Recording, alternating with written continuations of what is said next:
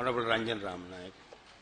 ගරු නියෝජ්‍ය කතානායකතුමනි 9 වෙනි අයවැය ප්‍රකාශන අනුව කතා කරන්නට අවස්ථාවක් ලබා දීම ගැන ස්තුතිවන්ත වෙනවා. විනාඩි 20ක් වගේ කාලයක් තියෙන නිසා කෙලින්ම කාරණාවට බහින්න.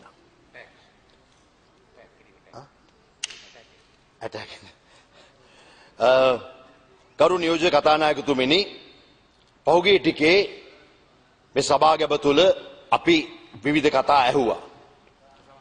ආණ්ඩු පක්ෂයේ ඇමතිවරු මැතිවරු මන්ත්‍රීවරු අයවැයට පක්ෂව කතා කරුව අතර විපක්ෂයේ අය දොස් කිව්වා. මේක තමයි සාමාන්‍ය සම්ප්‍රදාය. මේවා සේරම පොදු ජනතාව අහගෙන ඉන්නවා. පොදු ජනතාව තමයි කිරලා බලන්නේ මේ අය ඉරිෂ්‍යාවට කුහකකමට කිව්වද ඇත්තට කිව්වද බොරුවට කිව්වද මවාපෑමක් කෙරුවද කියලා. මම පාර්ලිමේන්තු මන්ත්‍රීවරයෙක් හැටියට නොව සාමාන්‍ය පුරවැසියෙක් විදිහට කලාකාරයෙක් විදිහටත් නොව සාමාන්‍ය ගමේ ගොඩේ පුරවැසියෙක් විදිහට මට මේ අයවැය ගැන ඊටාම සුළු සරල ප්‍රශ්නයක් අහන්න හිතෙනවා. මන්ත්‍රී ලේබලෙන් තොරව පීඩිත පන්තියේ මිනිහෙක් හැටියට මම ආර්ථික විශේෂඥයෙක් නෙමෙයි. මම සාමාන්‍ය තේරෙන විදිහට මම මේ ප්‍රශ්නේ අහන්නම් තමුන්නාසලාගෙන්. ගරු කතානායකතුමනි මේ අයවැය කියලා තියෙනවා කීයද රජයේ මුළු ආදායම රුපියල් බිලියන 1495යි. රජයේ සම්පූර්ණ වියදම අපි 1495 නැතුව 1500 කියලා රවුම් ගානක් ගමුකෝ. රජයේ මුළු ආදායම රුපියල් බිලියන 1500 සම්පූර්ණ වියදම රුපියල් බිලියන 2599යි. ප්‍රවුණතා රුපියල් බිලියන 1104යි. ඒතකොට ගණනාවේ ප්‍රමාණය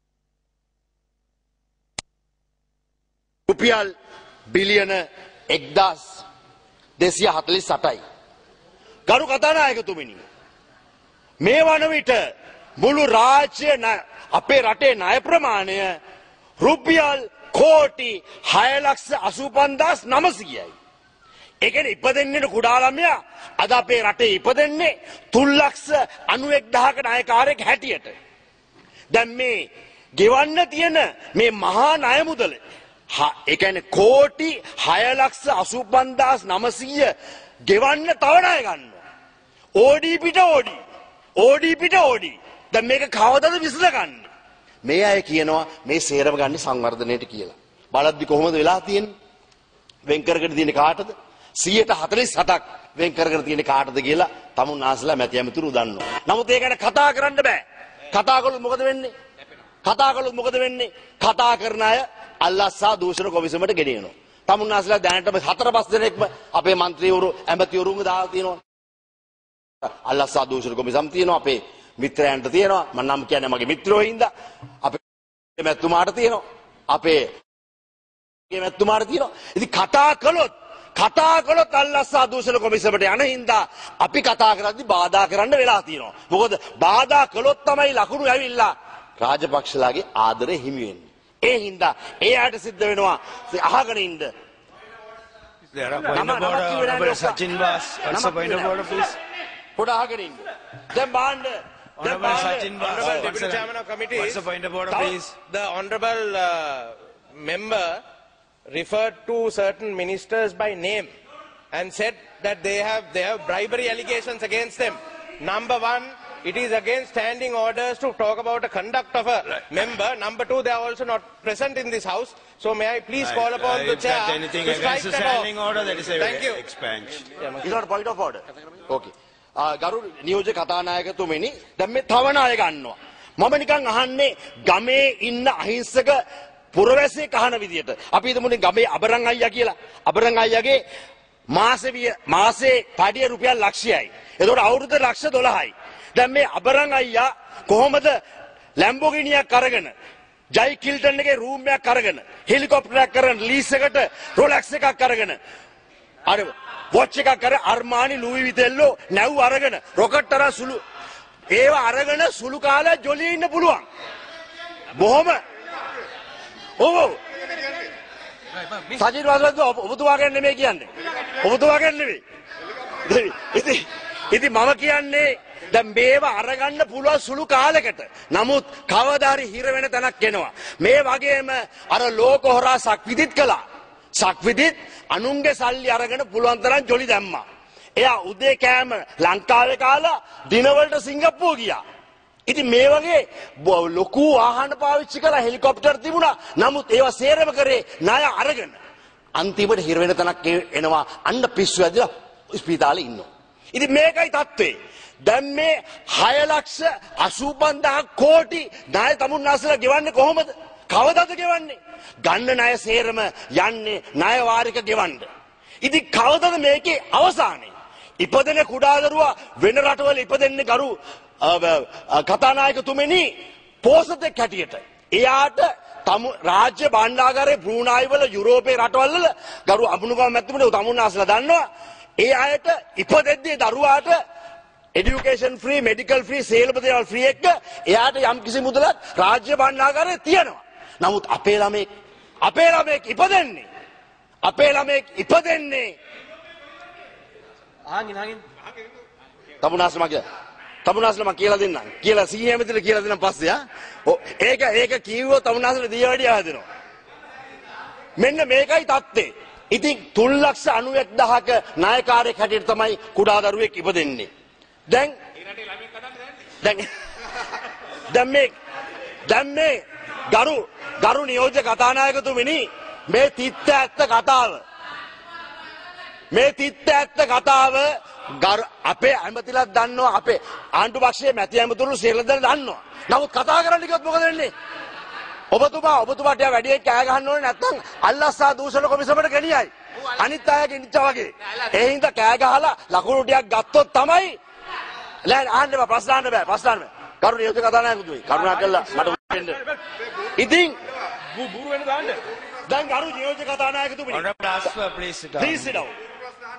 ගරු නියෝජ්‍ය කතානායකතුමනි පහුගිය ආයවැය කතාවේ අතිගරු ජනාධිපතිතුමා කිව්වා රටවිරුවෝ කියලා ලේබල් එකක් ගහලා අපේ රටවිරුවන් ගැන ඒ කියන්නේ 1.8 මිලියන් ලක්ෂ 18කට වැඩි සංඛ්‍යාවක් අද ශ්‍රමිකයන් හැටියට පිටරටවල වැඩ කරනවා.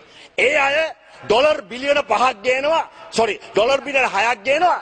ඒ 6 10 දක්වා වැඩි කරනවා කියලා. එතකොට මම මේ අයවැය ලියවිල්ල බැලුවා.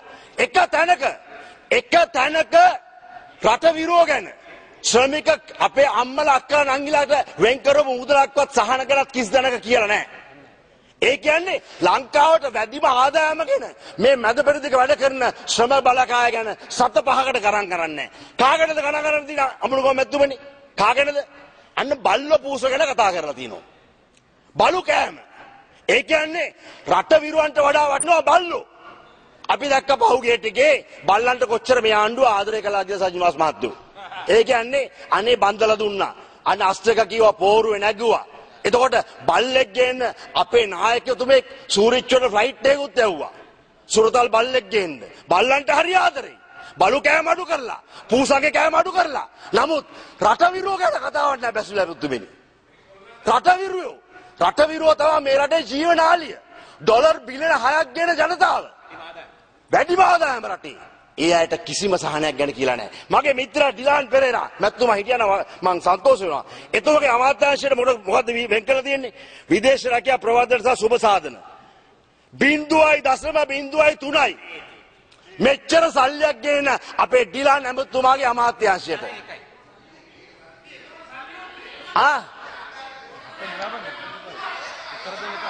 මේක තමයි තත්ත්වය. ඒ කියන්නේ ඒ ශ්‍රමිකයන්ට දෙන සහන ගැන ඒ අයට දෙන වරප්‍රසාද වරද පුකුත් ගැන කිසිම සහතිකයක් කිසිම දෙයක් සඳහන් කරලවත් නැහැ.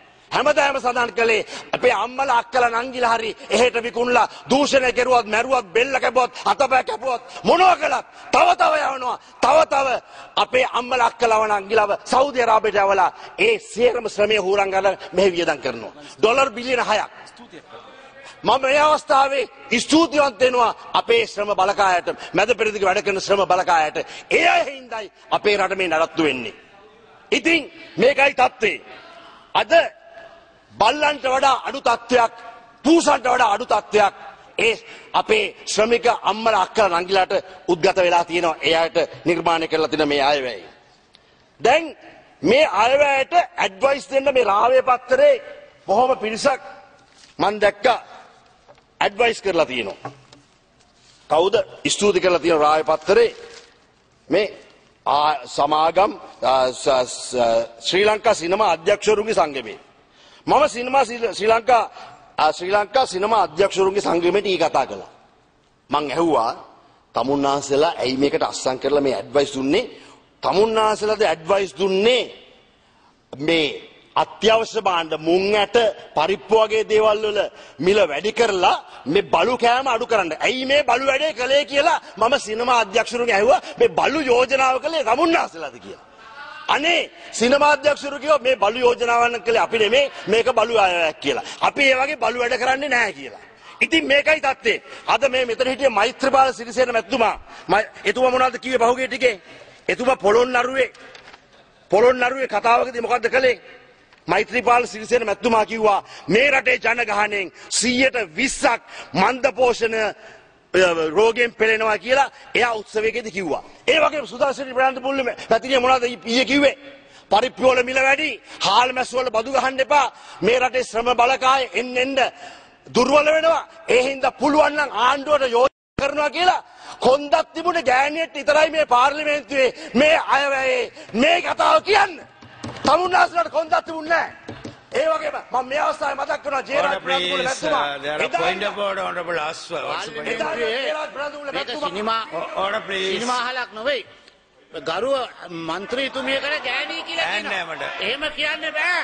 අපේ මුදල්සෙන් ෆර්නාන්ඩි පුලේ. Honorable Aswa, that is not a point of order, please. Please sit down. මගේ කාලේ ඕන Carry on. කතා Carry on. Carry on. කරු නියෝජ්‍ය කතානායකතුමනි ජේරාජ් ප්‍රාන්තුල මහත්මයා මගේ පැත්තේ කටානේ. එතුමා හැමදාම පීඩිත පන්ති නියෝජනය කරනවා. මම හැමදාම මේ කියනවා.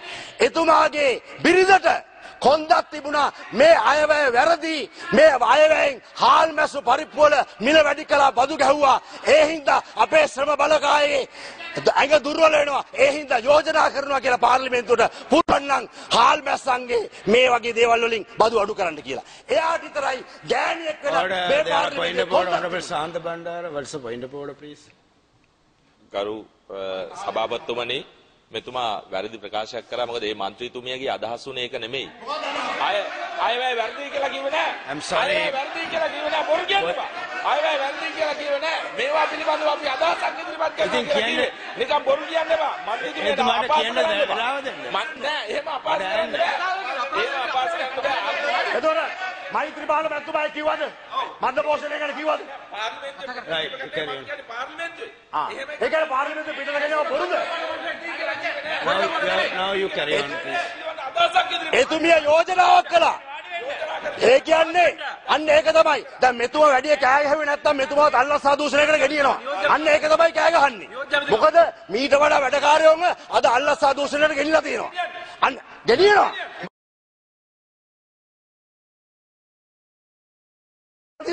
අර අපේ හොදට වැඩ කරන ඇමතුමෙක් එයාවත් ගෙනිලා තියෙනවා.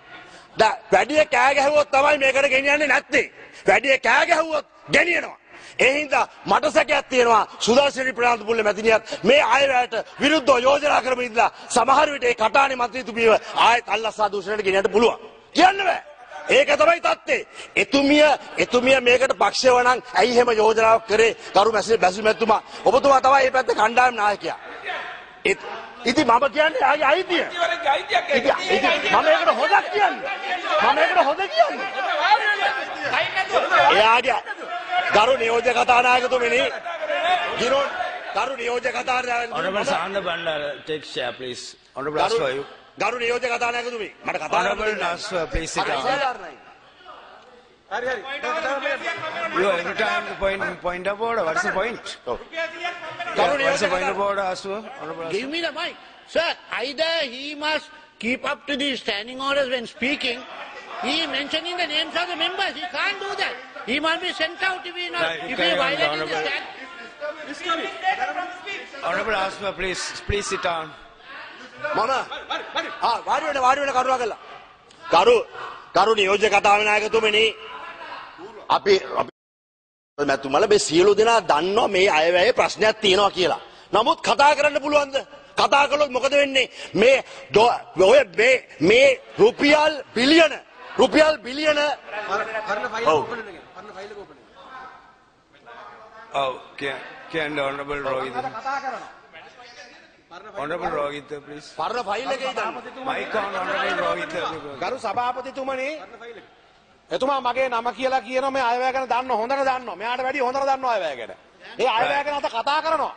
මෙයා හදන්නේ මෙයාගේ ඉතුරු පැටිකිරි අපෙන් අහගන්න. Right. පාර්ලිමේන්තුව කතා කරන දේ අහගන්න හදන්නේ අපෙන්. වැදගත් විදියට පාර්ලිමේන්තුව එහෙම නැත්තම් ණයයි දන්න ණය. එයාව ණයක් ගැහුවා. එයාට ණයක් ගැහුවා.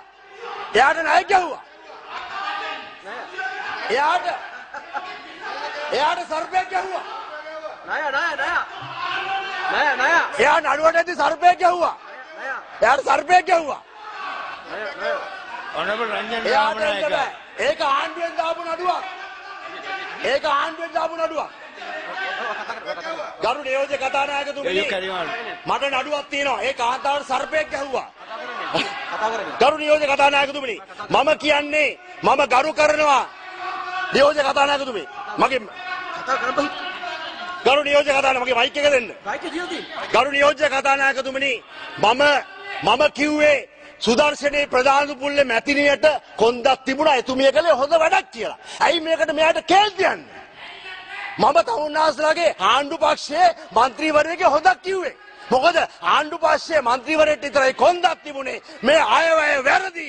ඒ മന്ത്രിතුමිය කියලා දිනවා මේ අයවැය වැරදි. පුළුවන් නම් හාල්මැස්සෝ පරිප්පු වල වදු අඩු කරලා මේ ශ්‍රම බලකායේ ෆිට් එක පෝෂණය වැඩි කරන්න කියලා. ඒකට ස්තුතියි. ඒ යෝජනාවක් කළා. නමුත් අනිත් අයට ඒ කියන්නේ බලයක් ශක්තියක් කොන්දක් තිබුණේ නැහැ. මෙන්න මේක තමයි මේ අයවැය තත්ත්වේ. මේ අයවැයෙන් පීඩිත පන්තියේ ජනතාවට තවත් ගහලා තවත් රට නව උගුලක හිර කරලා මොකද කරලා තියෙන්නේ? බල්ලන්ට පූසන්ට බදු ශුන්‍ය කරලා තියෙනවා. දැන් මොකද බල්ලෝ ගැනයි කතා කරන්න වැඩිපුරම. සූරිච් වලට ෆ්ලයිට් යවනවා. බල්ලංග බන්ධනවා. විවාහ ගාස්තු වැඩි කරලා බල්ලංග නොමිලේ බඳලා දෙනවා. අශ්‍රක කියනවා පෝරුවේ නගනවා. මෙන්න මේකයි තත්ත්වේ.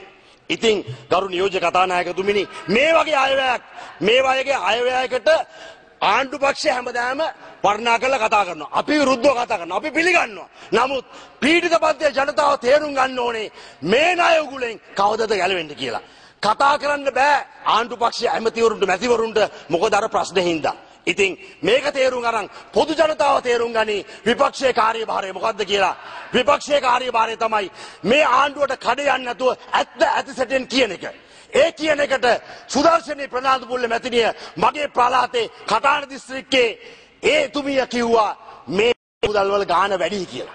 ඉතින් ඒකට ඉසුදුවත් වෙනවා. මොකද එයා විතරයි කොන්දක් තියාගෙන මේක කිව්වේ. දැන් බාන්න මේ ඉපදෙන කුඩා ළමයෙක්ට මොකද්ද තත්ත්වය කියලා මං කිව්වා වගේ 3,91,000 නායකාරයෙක් අපේ මැති ඇමතුරුන්ගේ දරුවන්ගේ නෙමෙයි. ඒ අයට නම් බොහොම සල්ලි තියෙනවා. කමිෂන් තියෙනවා. අධිවේග මාර්ග වලින් හම්බ වෙනවා. අපිට දැන් තියෙන්නේ මොනවද?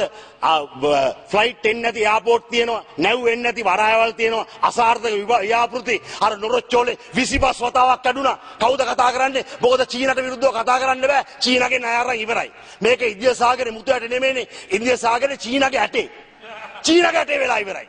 චීන කියන්නේ ඊටාම භයානක ජාතියක්. රටකට ගියොත් හැම රටේම චයිනා ටවුන් ගහලා නැති කරනවා. අද මොකද කරලා තියෙන්නේ? වරාය ඕපන් කරන්න පුළුවන් වුණ දවසේ ජාතික ගීය කියන්න බැරි වුණා. ජාතික ගීය කියන්න දුන්නේ නැහැ. ඔව්.